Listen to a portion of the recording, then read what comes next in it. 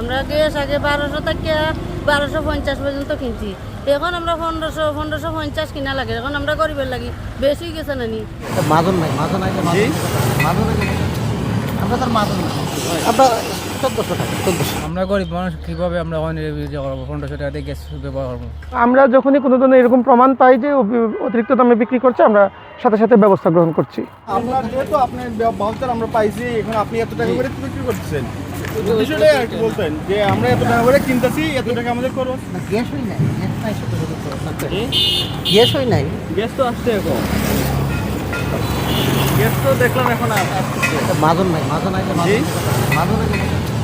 আমরা তার মাজন নাই না তাহলে আমরা 1400 টাকা 1400। যে ওইটা কত টাকা করে 1400 সরকারি তো 1306 টাকা দেখলাম। সরকার ওকে গ্যাস হই নাই, আমরা টাকা দিয়ে দিলাম।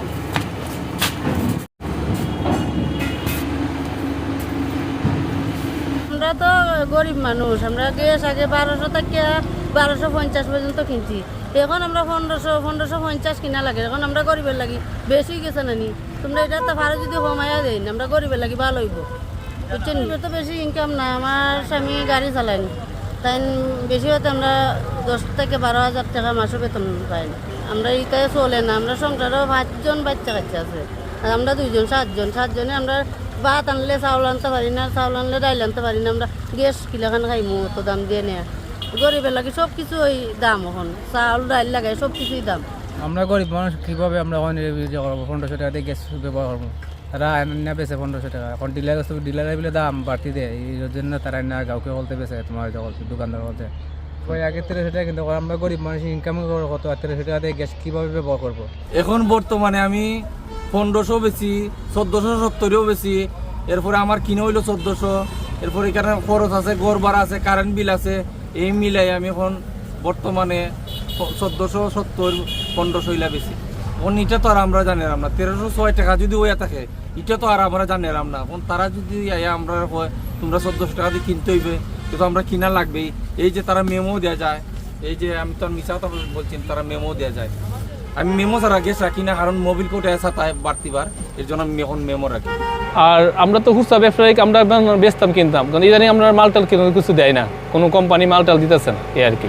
কিনছিলাম তো আপনার এলো এই আমরা 60 টাকা পাইছি, পার পিস 60 টাকা পাই আপনি। আমাদের কাছে অসংখ্য অভিযোগ আসছে যে গ্যাসের সিলিন্ডারের মূল্য অতিরিক্ত মূল্যে বিক্রি করছে অনেক ব্যবসায়ী।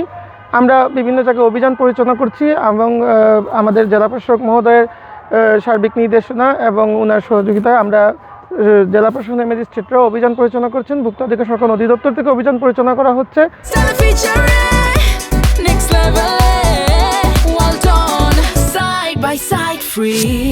এবং আমরা যখনই কোনো ধরনের এরকম প্রমাণ পাই যে অতিরিক্ত দামে বিক্রি করছে, আমরা সাথে সাথে ব্যবস্থা গ্রহণ করছি। যদি আমাদের কাছে কোনো ভোক্তা আমাদের কাছে অভিযোগ করে যে অতিরিক্ত মূল্যে পণ্য বা গ্যাস সিলিন্ডার বিক্রি হচ্ছে, তাহলে উপযুক্ত প্রমাণ সহ যদি আমাদের কাছে অভিযোগ করে, তাহলে আমরা প্রয়োজনীয় ব্যবস্থা গ্রহণ করি।